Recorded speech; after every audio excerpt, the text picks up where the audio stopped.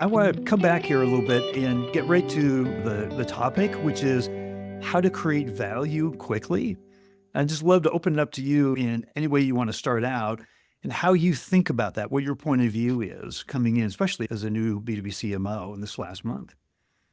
Yeah, it's interesting looking at it from a PE private equity perspective versus a traditional, say, corporation that might be publicly traded or just larger in general. I think there's a lot of interest when a CMO or even a chief growth officer joins a company to see results fairly quickly. So building momentum is something that I pride myself on, and it's something that is to me is critical for a CMO. And you said the tenure CMOs don't last that long. And to me, the key thing is you have to like do things in parallel and maybe even three or four things in parallel at the same time. When you're launching into a new organization, especially when I've switched sectors, right? We went from technology services to a bunch of different sectors to healthcare. Trying to learn the business is obviously important because you want to be relevant in the space. When you're marketing, you want to be able to contextually talk about your services, obviously your value propositions, things like that.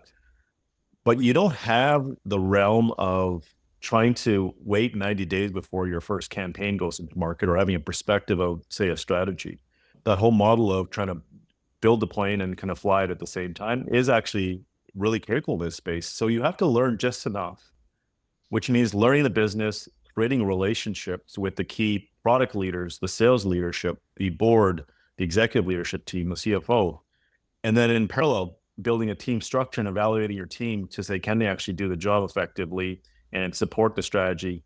And then what I like to see, maybe the fourth parallel would be is how do you get something in market which shows value and shows credibility that there is pipeline growth or even interest. And a colleague of mine calls it green shoots. And there's some green shoots that can show there's a service offering that we get to market. It's tied to obviously your customer profiles and it's showing interest already. So you do like three or four things, and it's easily said that four things can happen in parallel, but imagine trying to learn the business, create relationships, evaluate and structure your team, and also launch something into market.